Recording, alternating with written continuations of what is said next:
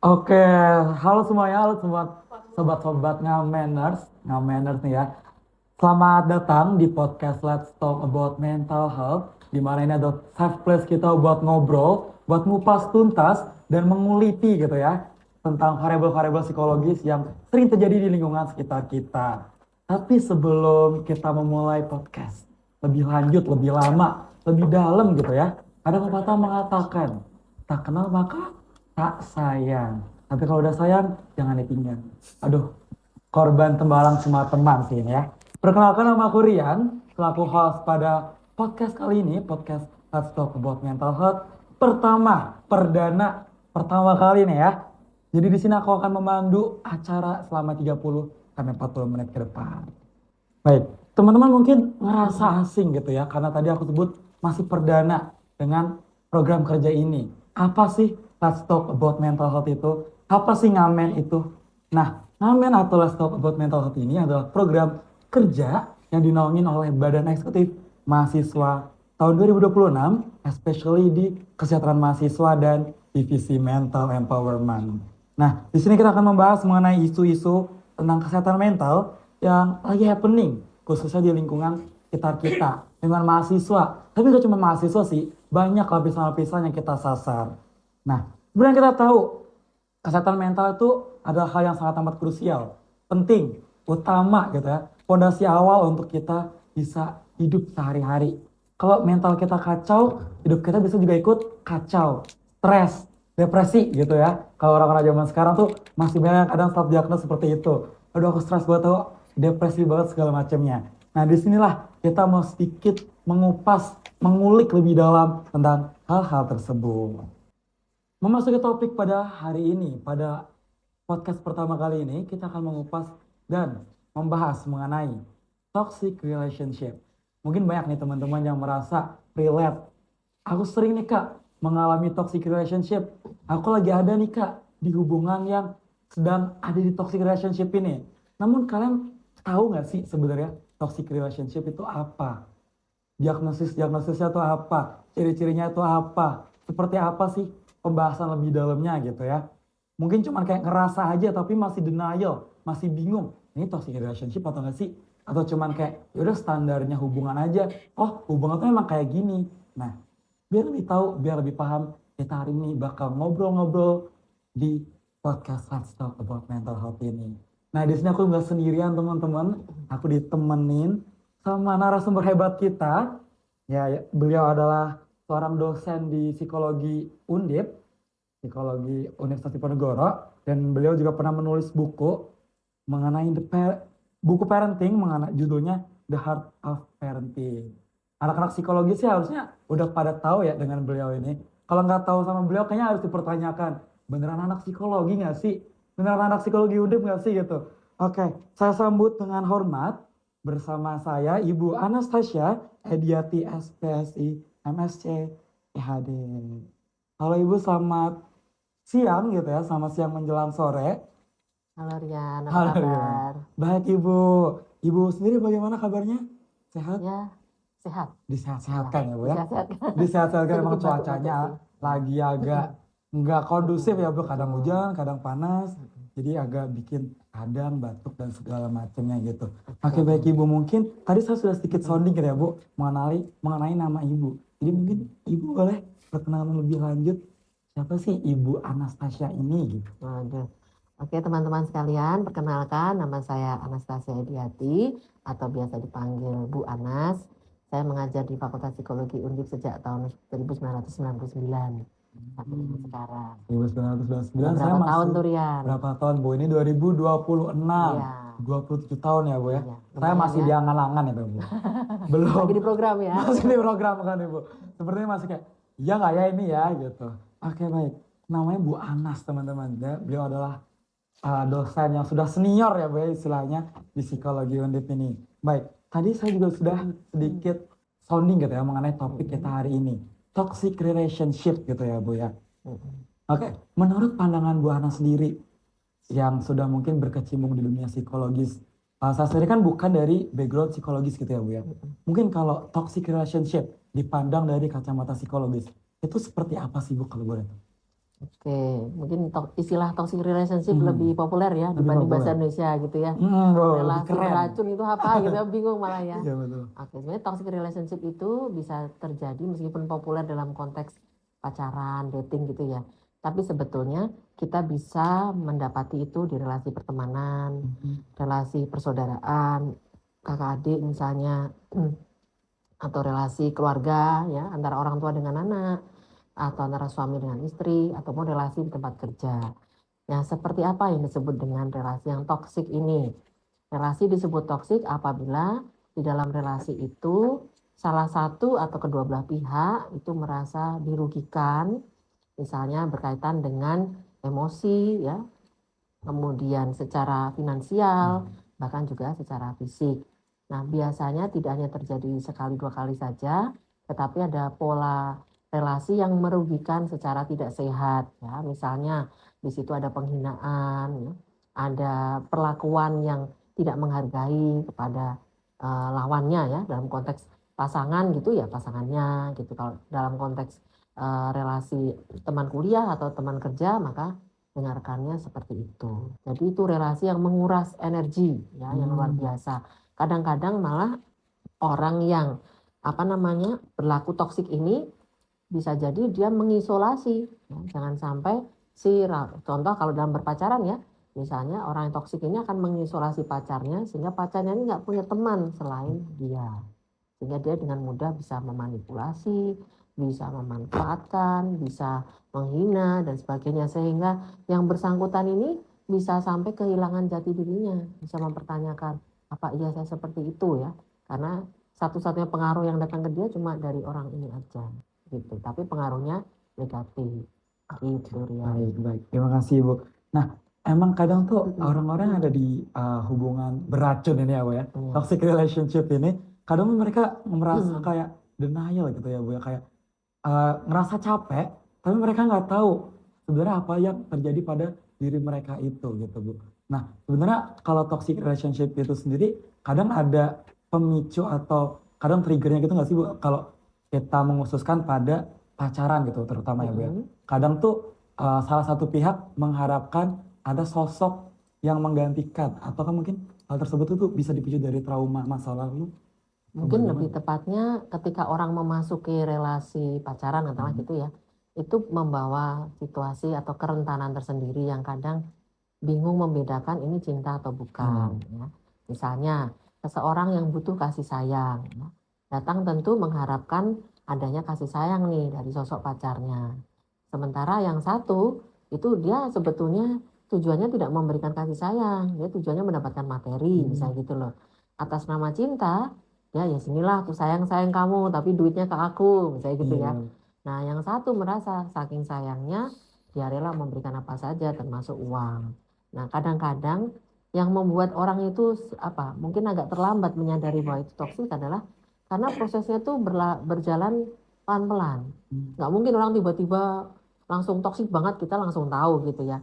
Tapi justru karena pelan-pelan itu kita kadang tidak merasakan awalnya pengaruhnya bahwa itu sebenarnya toksik ke dia. Misalnya, kalau dia mencoba mengisolasi si pacar tadi, maka dia akan memberikan atau istilahnya mendoktrin ya, memberikan belief-belief yang membuat si pacar ini percaya gitu. Kadang-kadang diawali dengan memberikan bukti ya, bukti bahwa dia ini loh buktinya aku lebih sayang sama kamu dibanding sahabatmu. Karena dalam situasi seperti itu sahabatmu cuma pengen ini. Dia bisa membolak-balikkan fakta Ya, tadi ya. sehingga si pacar karena sudah cinta kadang-kadang kalau terlalu cinta itu kita kadang-kadang agak bego ya. Agak Gitu ya. bego. Makan Makanya makan kan ada hati ya, di Bu. lagu itu Too Much Love Will Kill You gitu ya. Jadi Hmm. kita percaya aja semua yang diomongin oleh dia. Oh iya ya benar juga ya. Tanpa sadar kita pelan-pelan mengikuti cara berpikir orang yang toksik ini. Sehingga akibatnya kita kurang apa ya, kurang sadar sendiri gitu dengan situasi ini. Maka kadang-kadang teman-temannya udah ngasih tahu, kamu kok gitu banget sama dia. Kamu kok mau dihina-hina sama dia. Kok dia memperlakukan kamu kayak kamu budakmu aja gitu. Tapi yang diperlakukan ini nggak sadar, nggak menyadari mau dia temannya nih agak julid gitu.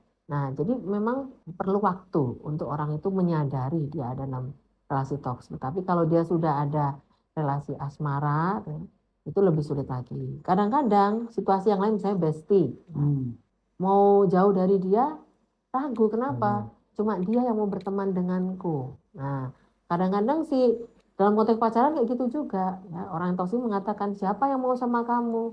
Siapa yang bersedia membantu kamu? Buktinya kan aku yang selalu ada denganmu. Padahal dia ada bukan karena dia cinta, tapi Butuh ya. dikuasai dengan Dikuasai. posesifnya itu tadi, sehingga dia bahkan nggak bisa kemana-mana. Maka kita bisa menandai kalau dalam suatu relasi kamu tidak aman, kamu selalu ketakutan, takut salah, kamu selalu sangat berhati-hati, jangan sampai omonganmu, sikapmu menyinggung dia.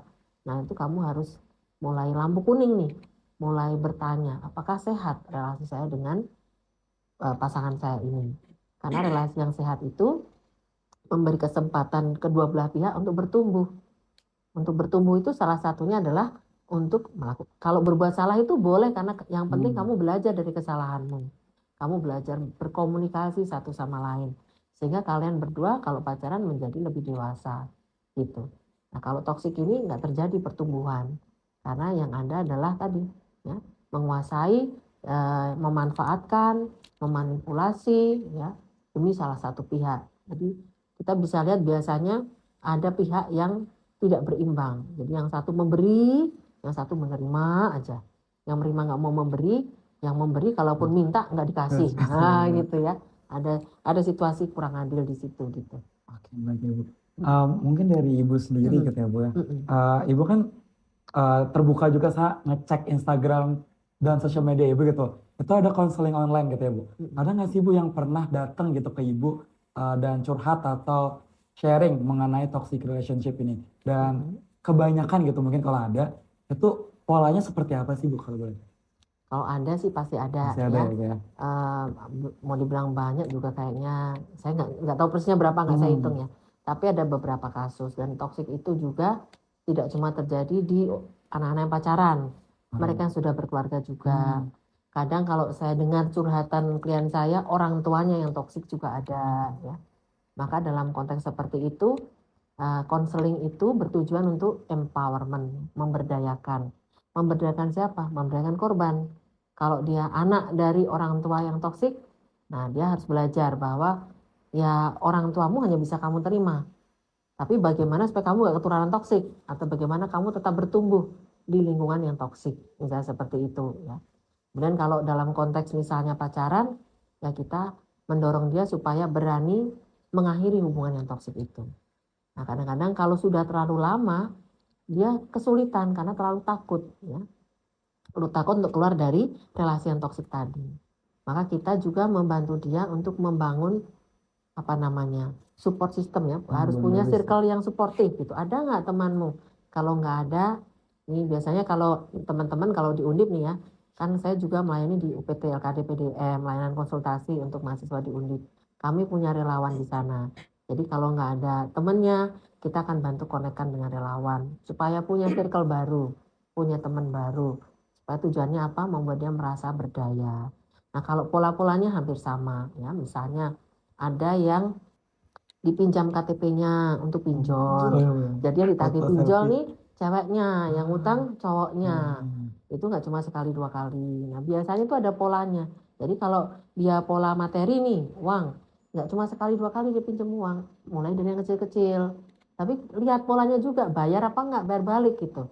Tapi atas nama cinta nggak mau bayar, misalnya kamu katanya sayang, masa cuma 20.000 ditagih. Nah, 20.000 nggak balikin, apalagi 10.000, apalagi 100.000 gitu ya. Nah, makin lama makin, habis itu nggak cuma uang, minta dibeliin apa, laptop dan sebagainya. Lah, kan belum nikah, ya kan? Kalau kita udah jor-joran sama dia, dan lama-lama kita nggak sadar kalau diporotin sama dia. Nah, bukannya sok matre, tapi kadang-kadang perlu akal waras ya di situ, ya, gitu. Contohnya itu kalau yang materi. Kalau yang emosional, ya kadang-kadang dalam konteks laki-laki perempuan, ya, terutama pihak yang lebih rentan yang perempuan nih, itu diikat dengan secara emosional, ya, dimanipulasi secara emosional misalnya untuk memenuhi kebutuhan seksual. Nanti kalau sudah sekali mau, ya, mau kedua kali nggak mau, diancam dengan pernyataan yang direkam, misalnya seperti itu, ya. Nanti kalau nggak mau, nanti ku sebarkan rekamannya. Nah, ini contoh relasi yang manipulatif, ya. Jadi sebetulnya dia nggak sayang itu. Kenapa? Kalau dia sayang, cowok kalau sayang sama cewek, naluriahnya harusnya menjaga. Gitu. Ini tipsnya. Tipsnya. Kalau kalian pengen tahu cowokku nih sayang sama aku apa enggak gitu. Naluriahnya menjaga. Tapi kalau naluriahnya pagar makan tanaman, enggak cinta itu. Iya Ya. bener sih. Harus Nggak ngasih cinta itu. safe place gitu ya Bu ya ke Iya, sesama pasangannya. betul. Gitu. Itu pasti motifnya nafsu, bukan Nafsu. cinta. Kadang-kadang tuh bingung membedakan nafsu dan cinta. Nah, Cinta itu buta dan tuli. itu dia. Aduh berat banget itu ya Bu ya. Sampai ada lagunya juga ya Bu ya itu dulu. Yang mana Rian lagunya? Cinta itu buta dan tuli. Wih, ternyata dia Aduh, berbakat aduh. juga rupanya. Sedikit lah ya Bu ya.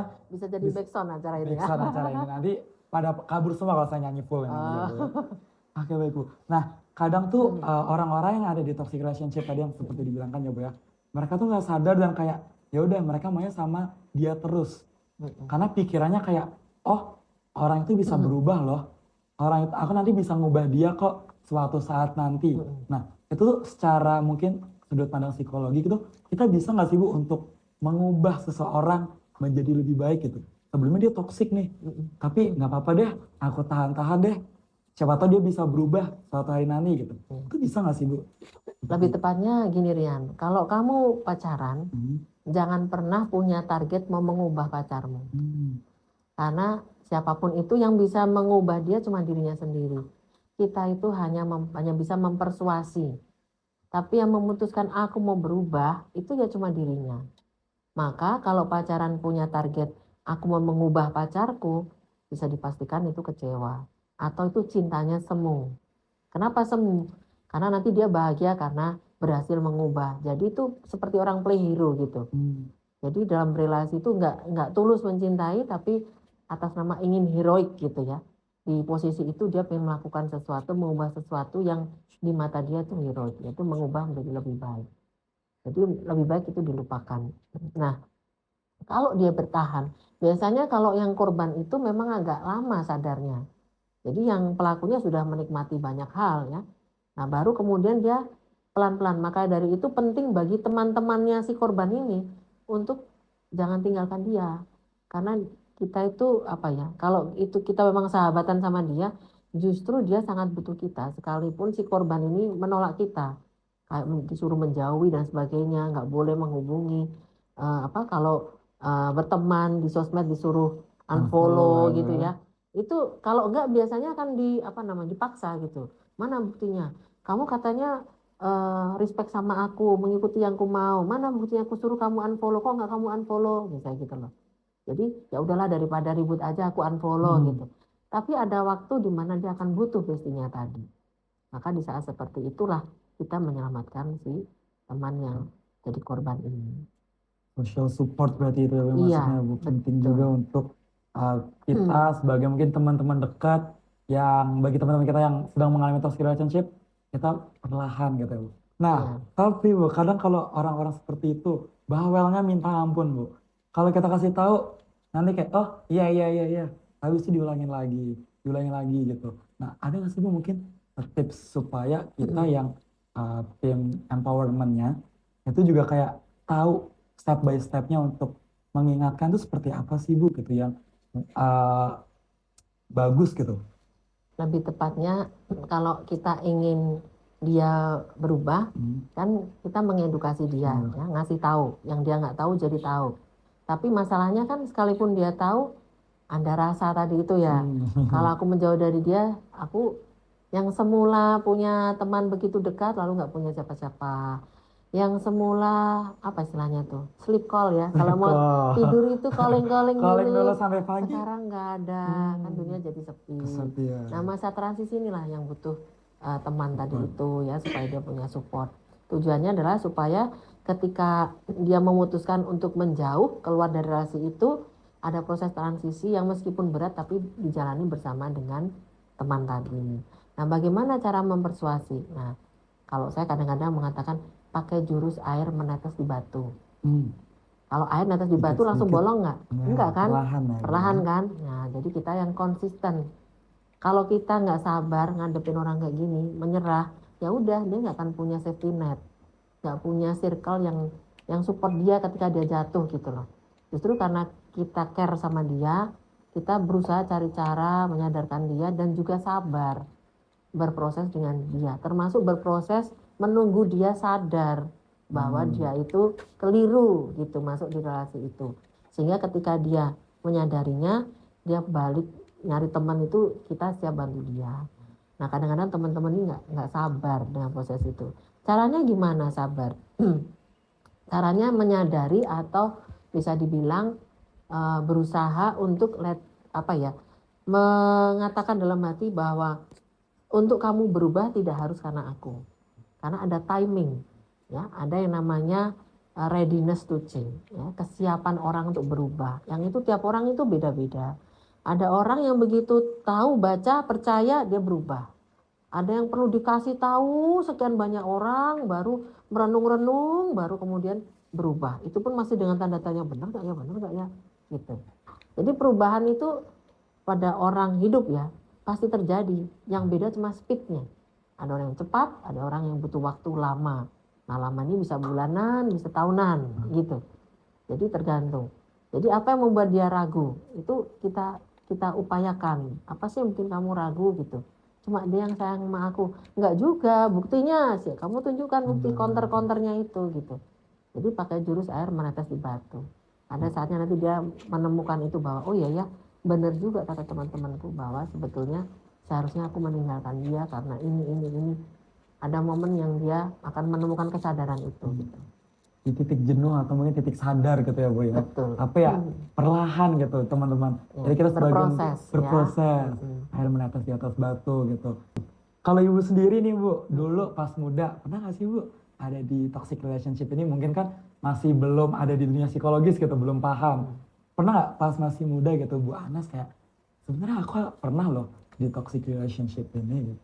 Dulu nggak ada istilah itu sih. Oh, ya. Dulu nggak ada ya.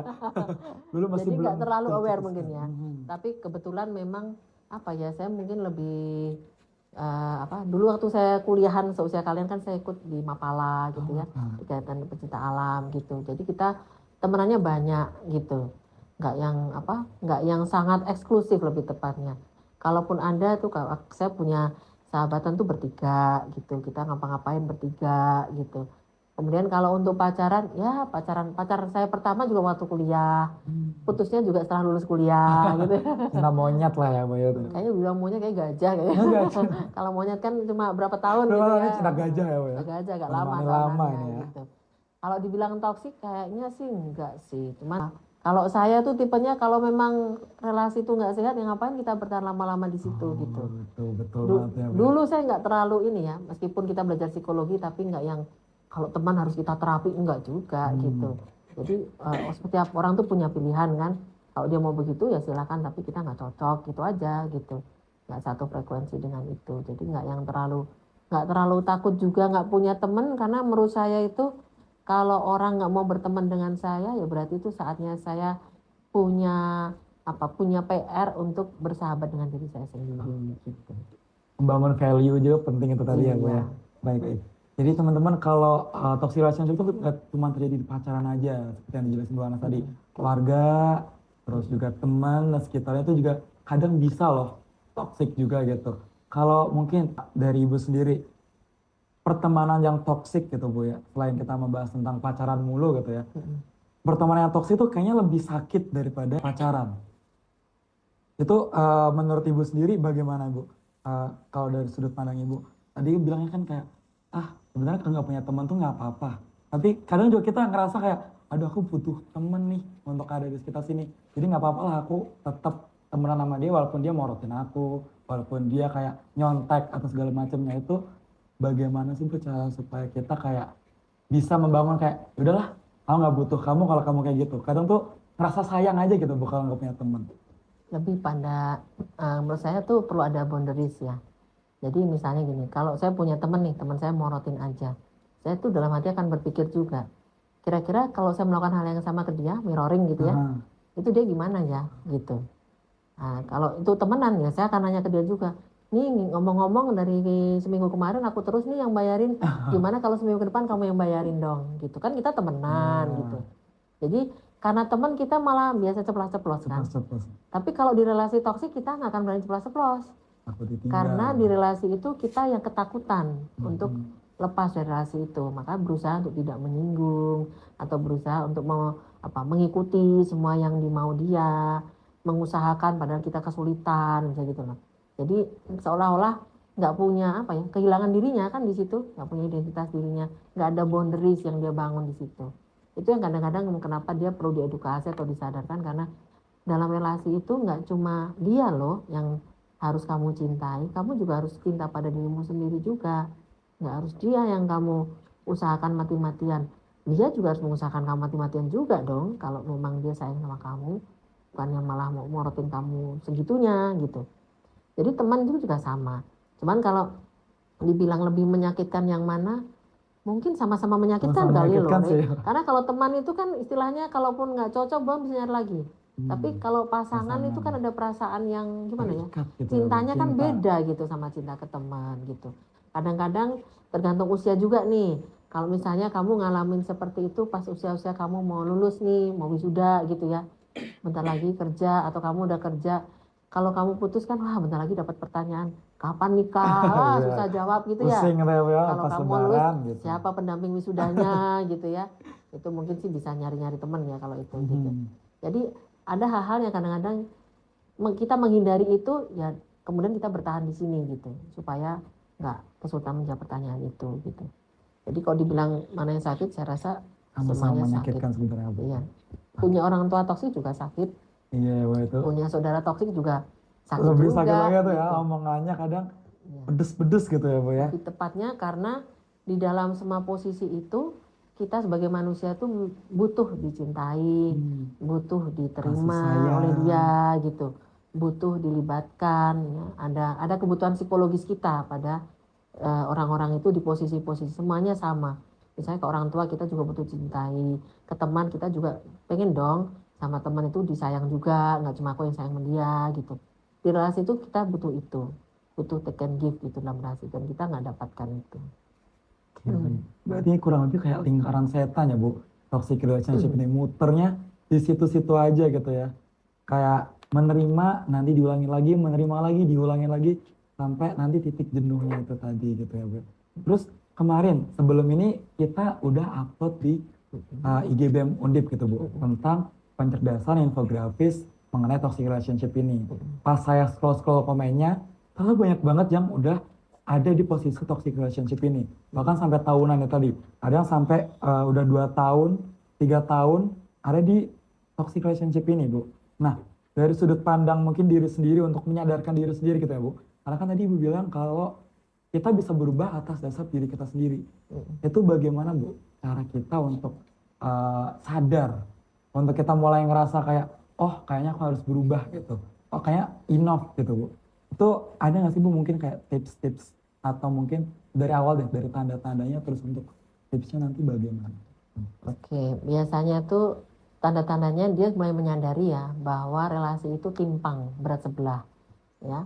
Dia pihak yang dirugikan, bahwa sebetulnya nggak ada kasih sayang di situ, dia dimanipulasi, ya. Kemudian dia merasa dalam relasi itu tidak sehat, merasa selalu ketakutan, ya, selalu was-was, khawatir. Padahal dia juga pingin loh merasa kalau kita disayang tadi kan merasa aman gitu. Nah biasanya kadang-kadang mereka tuh sudah tahu tapi tidak cukup punya nyali untuk keluar dari situ. Karena si pelaku ini seringkali melakukan intimidasi ya, kadang sampai kekerasan fisik, kekerasan verbal. Kalau kekerasan verbalnya itu sampai sedemikian rupa yang merusak self esteem dia. Sampai dia merasa nggak berharga lah gitu. Dan kata-katanya itu biasanya nancep banget gitu yang diomongin. Jadi untuk mengeluarkan di relasi itu dia butuh transisi. Maka biasanya kalau mereka datang ke psikolog ya, psikolog inilah batu sandarannya. Keluar dia pelan-pelan dari relasi itu sampai kemudian dia menemukan relasi lain. Istilahnya kalau dia nggak punya teman ya dia punya teman yang membantu dia untuk pelan-pelan belajar percaya lagi, percaya ke dirinya sendiri dan juga percaya ke orang lain. Nah kalau dia nggak punya teman, nah itu yang agak sulit, perlu waktu. Tapi kalau dia ada temannya, itu kita bisa bantu mentransisikan itu. Gitu. Jadi istilahnya dia perlu waktu untuk pemulihan gitu. Salah satunya ya kembali belajar percaya, karena semua relasi itu pondasinya adalah trust, rasa percaya. Dan toksik itu merusak bangunan rasa percaya si korban, termasuk rasa percaya ke dirinya sendiri, bahwa dia itu good enough, bahwa dia itu lovable enough, bahwa dia itu sebetulnya orang yang punya potensi. Nah, dia bisa merasa sebaliknya gitu. Yang itu perlu proses untuk dibangun kembali gitu. Nah, untuk itu dia perlu support system, ya, punya circle yang sehat, masuk juga mendapatkan pengaruh-pengaruh yang bisa membangun kepribadian dia sendiri lagi. Berarti takut sebenarnya polanya tuh kayak takut ya Bu ya. Takut untuk keluar, takut untuk tidak dicintai, takut untuk tidak disayang gitu ya Bu. Nah, apakah Bu rasa takut kehilangan ini bisa lebih kuat gitu Bu dari rasa ingin bahagia? Oh iya, iya. Takut kehilangan dia meskipun tidak bahagia bersama dia. Oh iya. Nggak apa-apa nggak Karena bahagia udah gitu di ya. brainwash sedemikian rupa bahwa cuma aku yang peduli sama kamu, cuma aku yang sayang sama kamu. Tanpa aku kamu nggak bisa apa-apa. Itu nggak cuma brainwash, itu bahkan dalam perilaku aja mereka melakukan itu gitu. Jadi ada bukti-bukti perilaku yang nyata sehingga si korban ini percaya. Meskipun ada juga perilaku dia yang sebaliknya. Tapi karena tidak doktrinnya itu sangat kuat sehingga itu sangat diyakini oleh dia gitu. Begitu Rian. Oke baik Bu. Terus menurut Ibu sendiri, apakah ada gitu Bu tanda-tanda bahwa kalau sebenarnya kita sendiri yang malah melakukan hal toksik itu gitu Bu? Misalnya Rian sebagai pelaku, tandanya ya kamu merasa seimbang nggak dalam relasimu. Misalnya kamu selalu minta dari dia, gitu, minta waktu, minta diperhatikan, minta dimengerti, minta apa saja dipenuhi. Pernah nggak kamu berlaku sebaliknya? Karena pelaku ini biasanya nggak mau berpikir, nggak mau memikirkan orang lain gitu. Egois Yang ya, dia Bu? pikirkan cuma dirinya. Dia nggak peduli apakah si pacarnya ini kerepotan atau tidak. Pokoknya kalau kamu sayang sama aku, kamu harus ini. Mau datang tengah malam, mau beliin apa, mau nyariin apa, yang dia minta harus penuhi. Dan dia akan senang karena oh berarti dia cinta sama aku kan, apapun yang aku minta dikasih gitu. Dan itu tanpa rasa bersalah gitu. Itu makanya dibilang toksik. Sementara kita sebagai orang waras itu orang yang normal melihatnya sangat berempati sama si korban. Kok kamu mau sih? Gitu. Disuruh nganterin bubur ayam dari Semarang bawah ke Tembalang. Ngapain gitu. Bisa GoFood ya Bu ya? Bisa GoFood, Bisa tapi GoFood requestnya aja. itu kok. Kamu Maunya yang beliin, kamu yang nganter. sampai depan kosan gitu ya Bu ya? Kalau kamu memang sayang sama aku, misalnya habis berantem nih. Buktiin. Biasanya kalau baikan kan, beneran kamu sayang, buktiin dong kalau Buktikan sayang. dong, katanya. Nah itu perbedaannya tuh bisa aneh-aneh seperti itu, menurut kita aneh-aneh. Tapi bagi yang si korban, oke, aku sayang banget sama kamu, apapun yang kamu minta. Jangankan bubur ayam dari Semarang bawah ke Semarang atas ya, dari Semarang diantar ke Jakarta aja oke. Itu kan udah nggak masuk akal gitu, tapi itu bisa terjadi gitu, yang seperti itu. Nah, mungkin udah cukup banyak gitu ya Bu yang sudah disampaikan oleh Bu Ana sendiri gitu ya pada hari ini tentang toxic relationship ini. Ada nggak sih Bu mungkin keterkaitan antara toxic relationship ini dengan nanti paling parah sampai di titik kekerasan seksual? Bisa jadi, sangat jadi. mungkin terjadi. Sangat memungkinkan Ada ya, Bu, beberapa berarti. kasus seperti itu juga, termasuk kayak misalnya membuktikan cinta. Nah, kalau kamu memang sayang sama aku, harus mau tidur sama aku misalnya gitu. Tapi kalau logika si korban, kalau kamu meniduriku berarti nanti kamu menikahiku. Oh ternyata tidak, ternyata dia tidur juga sama yang lain, suka-suka dia gitu. Tidak pakai perasaan lah istilah kita gitu ya. Nah itu sangat sangat mungkin terjadi gitu. Mungkin aku langsung menarik kesimpulan gitu ya Bu ya, dari obrolan-obrolan kita sedikit banyak gitu ya Bu. Kalau aku tarik kesimpulan dari obrolan kita pada hari ini, kita sudah harus mulai sadar. Sadar ini apa sih? Sadar itu yaitu yang pertama S, sadari apa yang kamu rasakan, bukan kamu abaikan. A, akui kalau sesuatu itu menyakitkan. D, definisikan batasan dalam hubungan. A, ambil keputusan yang sehat untuk dirimu. Dan R, rawat diri sebelum merawat orang lain. Karena dari obrolan ini kita bisa lihat bahwa hubungan yang awalnya terasa kayak, oh baik-baik aja gitu ya Bu ya. Fine-fine aja, aku ngerasa disayangin, tapi lama-kelamaan mulai kelihatan taringnya, mulai kelihatan sumutnya gitu ya Bu ya. Jadi kita harus mulai berani, jangan takut. Nggak apa-apa untuk kita pergi ke bantuan psikolog gitu ya Bu ya. Karena ya psikolog gak gigit kok ya Bu ya. Psikolog tuh baik, mereka ingin membantu kita. Kalau mungkin kalau teman-teman kita nggak suportif gitu ya Bu, kadang kan udahlah aku ada di posisi toxic relationship, temen aku ternyata juga nggak suportif, nggak sabar itu tadi.